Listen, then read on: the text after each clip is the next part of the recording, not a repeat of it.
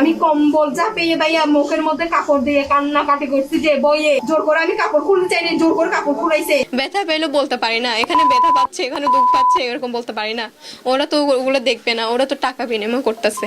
তো ওরা বলতেছে কক্সবাজার ঘুরতে যাবে, তা আমি বলছি ভাই আমার তো টাকা নাই, আমার মাকে টাকা দিতে হবে। তো ওরা বলছে কে আয়াত বলছে যে মেয়েটা আপনাকে বলছে আমার চাস্তো বোন, ওর কোনো আমার চাস্তো বোন না। আমি তো খুশি ছিলাম যে আমি তো ঘুরতে যাচ্ছি।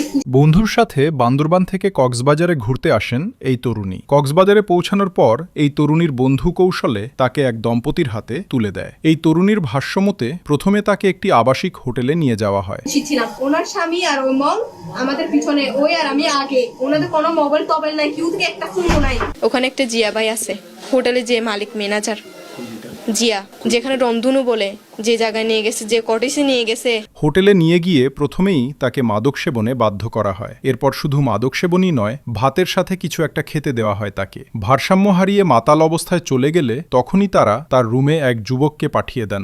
অনেক কিছু যখন ওদের থেকে আমি জিজ্ঞেস করতে ধরছি, মঙ্গল থেকে জিজ্ঞেস করতে ধরছি তুই আমাকে এখানে কিসের জন্য নিয়ে আসতে, বা তুই আমাকে এরকম করে করাইছিস, সত্যি কথা তো বল। হ্যাঁ, তখন এরা কি বলছে, তুই ওই তো মুখ খুলতেছে না, মং তো মুখ খুলতেছে না, বুঝছেন। তখন আপু বলতেছে তুই নাকি বলে ব্যবসা করস, তুই নাকি বলে ব্যবসা করস, এই জন্য আর কি তোকে ব্যবসা করার জন্য। এই তরুণী বলেন, শরীরের ভারসাম্য না থাকা সত্ত্বেও সেই যুবক তার সাথে শারীরিক সম্পর্ক করতে চাইলে তিনি প্রথমে নিজেকে রক্ষা করার চেষ্টা করেন। কিছু মিশাইছে খাবাইছে, বুঝেন না ভাইয়া, তার কারণে আমার কি নিজে হোশ নাই। করে যখন দুই দিন পরে কি বল হোশ আসছে, আমি ঘুমের মধ্যে মানে কান্নাকাটি করি, করি বুঝছেন। মা এসে অনেক কিছু দেখি, জোর করা হয়েছে ফিজিক্যাল। তখনও আমার হোশ ছিল না, যেটা বাস্তব, হোশ ছিল না। 2 দিন পরে না আমার হোশ আসছে, তখন হোশ ছিল না। হ্যাঁ, এক পর্যায়ে তার জামা কাপড় খুলে ফেলা হয়। পরে কম্বল দিয়ে নিজেকে রক্ষা করার চেষ্টা করেও তিনি ব্যর্থ হন। তার অভিযোগ, সেই চক্রটি টানা 1 মাস তাকে একটি রুমের ভেতর আটকে রেখে বিভিন্ন পুরুষদের লালসার শিকার করে। ওনাকে এড়িয়ে যাচ্ছি, বুঝেন না, এড়িয়ে যাচ্ছি।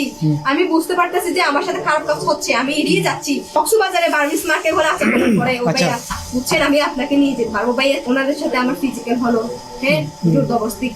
কি আমি যেটা শরম কথা, আমি বুঝছি আমার হয়ে গেছে বলে আমি ওদেরকে টাকা দিয়ে দিছি, আমার হয়ে গেছে এরকম বলে আমি টাকা দিয়ে দিছি। এটা পর্যন্ত ওদেরকে গিয়ে বলে দেয়, বুঝছেন। আমি কম্বল চাপিয়ে ভাইয়া মুখের মধ্যে কাপড় দিয়ে কান্না কাটি করছি যে বইয়ে ওর বোনই যে আমাকে দেখে করাইছে ফিজিক্যাল। স্বাভাবিক ছিলাম, জোর করে করাইছে। তখন আমি স্বাভাবিক ছিলাম, তখন আমি কোনো হোশ পাইয়া ছিলাম না, আমি স্বাভাবিক ছিলাম, আমি স্বাভাবিক। জোর করে আমি কাপড় খুলতে চাইনি, জোর করে কাপড় খুলাইছে। প্রতি রাতে বিভিন্ন বয়সের মানুষ আসতেন, এমনকি 60ঊর্ধ্ব বৃদ্ধ। শারীরিক ও মানসিক নির্যাতন সহ্য করতে না পেরে এই তরুণী বাসা থেকে পালানোর চেষ্টা করেন। এখানে নিয়ে যাওয়া হয়, আমি সেখানে যাই, যার সাথে যেমনটা করতে হয় ঠিক সেমনটা করি। ব্যথা পেলেও বলতে পারি না, এখানে ব্যথা পাচ্ছে, এখানে দুঃখ পাচ্ছে, এরকম বলতে পারি না। ওরা তো ওগুলো দেখবে না, ওরা তো টাকা বিনিময় করতেছে।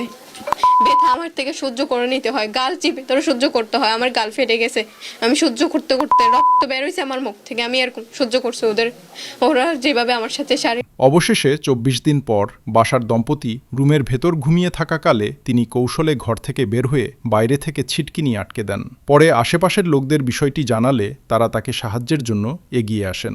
স্থানীয়রা পুলিশকে জানালে পুলিশ এসে তাকে উদ্ধার করে এবং অভিযুক্ত রুবেল ও তার স্ত্রীকে আটক করে থানায় নিয়ে যায়।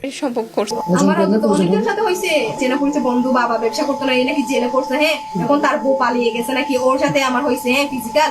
হ্যাঁ, তখন আমি খুশি ছিলাম, হ্যাঁ, তখন ওনাকেও আমি বলছিলাম, ওনার থেকে আমি সাহায্য চাইছিলাম, কিন্তু পারে নাই। কিছু যখন ওদের থেকে আমি জিজ্ঞেস করতে ধরছি, মঙ্গল থেকে জিজ্ঞেস করতে ধরছি তুই আমাকে এখানে কিসের জন্য নিয়ে আসতে, বা তুই আমাকে এরকম করে করাইছিস, সত্যি কথা তো বল। হ্যাঁ, তখন এরা কি বলছে, তুই ওই তো মুখ খুলতেছে না, মং তো মুখ খুলতেছে না, বুঝছেন।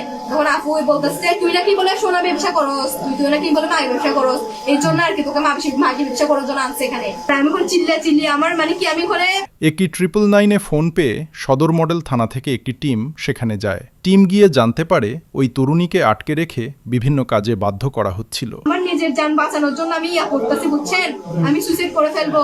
না মনে কর সপ্তাহখানি হয়ে গেছে। তখন আমি হোশে মানে আজকে ওনার মতো বের হইতে পারছে, এটাও বের হতে পারছে একটা কারণে, ওরা দুজন বের হচ্ছে না, বুঝছেন। বউ অসুস্থ, তার মধ্যে স্বামী বের হতে পারতেছে না শরমের কারণে, কতবার টাকা দিতে পারবে না, এই কারণে। তো এই কারণে বের হতে পারছি। আমি ভাবছি যে আল্লাহ আমাকে এটা সুযোগ দিছে যে আমি এখন এই মুহূর্তে এখানে থেকে বের হয়ে। বান্দরবানের বাসিন্দা মিম ক্যানিং মার্মা নামের এক তরুণীর ফোন পেয়ে পুলিশ সেখানে গিয়ে তাকে উদ্ধার করে। জানা যায় অভিযুক্ত রুবেলের বাড়ি কক্সবাজারের মাইসপাড়া গ্রামে। একজন আমাদেরকে 999-এ ফোন করেন। তো 999-এর ফোনের প্রেক্ষিতে আমাদের কক্সবাজার সদর মডেল থানার থেকে আমাদের একটা টিম যায়। টিম গিয়ে যে 999-এ কল করেছিল যে তাকে আটক করা হয়েছে বা তাকে আটকে দিয়ে রেখে বিভিন্ন কাজে তাকে বাধ্য করছে, এই মিম ট্রেনিং মার্মা বলে একটা মেয়ে, যার বাড়ি হচ্ছে বান্দরবন, তারই 999-এর ফোন পেয়ে যখন আমাদের পুলিশ সেখানে যায়, সেখানে গিয়ে মেয়েটাকে আমরা উদ্ধার করে নিয়ে আসি। তাদেরকে আমরা রিমান্ডের জন্য প্রেয়ার দেব। যদি বিজ্ঞ আদালত সেই রিমান্ড মঞ্জুর করেন তাহলে আমরা প্রকৃত কি ঘটনা, কি কারণে তাকে নিয়ে এসেছে, কি তার বিরুদ্ধে কি ধরনের অপরাধ সংঘটিত হয়েছে সে বিষয়ে আমরা তদন্ত করে ব্যবস্থা নেব। পুলিশের কাছে তার বিরুদ্ধে মাদক ও ছিনতাইসহ একাধিক অভিযোগ রয়েছে। স্থানীয়রা জানান বাসা ভাড়া নেওয়ার কারণে রুবেলের সাথে তাদের সখ্যতা গড়ে ওঠে। তবে মেয়েকে এনে এ ধরনের কাজে যে বাধ্য করার বিষয়টি তারা জানতেন না। আমি তো থাকবো না, ওরা আসলে খাবার দিই, প্রতিদিন আসে খাবার দিই, খাবার নিয়ে যায়,